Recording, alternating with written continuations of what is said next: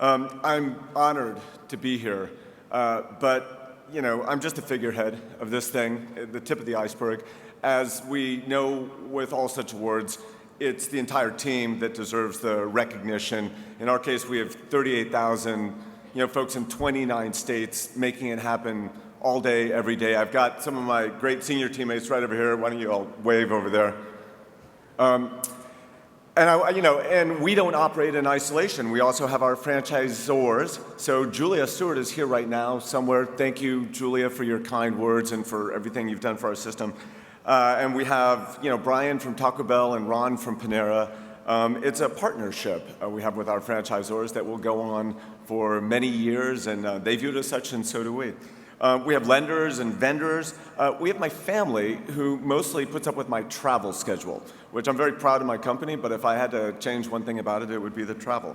Anyway, so why are we up here? I thought about it. Okay, we've got this Restaurant Leader of the Year award. Why did they pick us? And it really came down to two things I could think of. One, we've achieved an unusual scale for a franchisee. And two, we have a unique operating structure and culture. So let's take them one at a time. As to scale, big isn't necessarily better, but there are scale economies in the business. But I think what gets most people is that they just didn't see it coming, that a franchisee could reach real scale. But for me, it sort of begs a deeper question. There's always been a bias in this industry toward proprietary brand owners and sort of away from franchisees, and an assumption that franchisees could never be worth as much as brand owners. And I've never really understood why that's the case. And if you look at what makes something valuable, it's a couple of things. It's their ability to grow over time, right? And I think in the case of franchisees, they worry that they're not in control of their own destiny. Well, in terms of growth, we've achieved 33% compound annual growth for over 16 years. And I would put that up against the track record of any brand owner.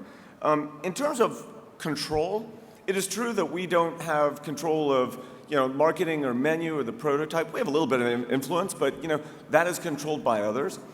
But that's okay, because what we do control is what matters most, in my opinion, to the outcome, to our ability to succeed. And that's just day-to-day operations. That's just running our restaurants well. And as long as we control that, we actually control most of what matters. Contrast that to a franchisor that controls marketing and menu, but you know what? If their franchisees aren't running their restaurants well every day, there's nothing they can do to make the system successful. Then there's our unique operating structure. And I think the secret there that we've learned along the way, it's about people. That people are generally speaking sort of better at their jobs and capable of producing a better result than anyone has ever asked them to do before. And our entire game plan is to bring out the best in them. It's to paint a picture of a better outcome, give them the tools to accomplish it, and then get out of their way and let them do it, and share in the rewards when they do it. And over many acquisitions, we've kept the same people in place. It's our default, and they have done better with us than they did with the last guys. And I think it's simply because we believed they could, and we empowered them, and we let them do it. I like being a franchisee. I'd rather be a franchisee than a franchisor. Why is that? It's not glamorous in a way. It's not the moonshot. Our mission statement is literally to be the premier franchise group in the restaurant industry. What does that do? Well, a couple of things. It's very clear, right? Our job is to run restaurants, right? Not to do marketing and menu. And so I can understand it myself, and I can communicate it to our team, and we know what it is we need to do to succeed. But sort of more to the point, and also we can benchmark ourselves really beautifully against other pros in the business, and that's difficult for a lot of industries, or companies and industries to do. But mostly it's like, what does it matter? Let's say that you are the premier franchise group in the restaurant industry. Does it matter, or is it sort of ho-hum?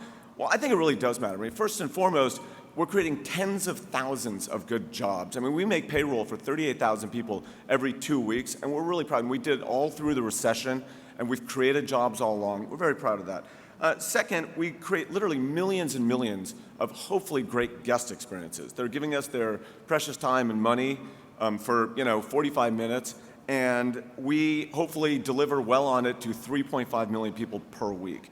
And then lastly, it provides competitive return to our shareholders. And that's not why you do it, but it's what happens when you do it well. And it's what enables growth, the reinvestment that makes the whole thing perpetuate itself. It's the virtuous cycle. And that is a lot to be proud of. I think all franchisees who execute well can do this, and they've got a lot to be proud of if they do it. So on behalf of our whole team, thank you, Restaurant Business Magazine, and thank you to PepsiCo for your role in all this. By the way, we are PepsiCo in all three of our brands. You are. Thank you. And I would like to thank you all for this award. Appreciate it. Thank you, Greg.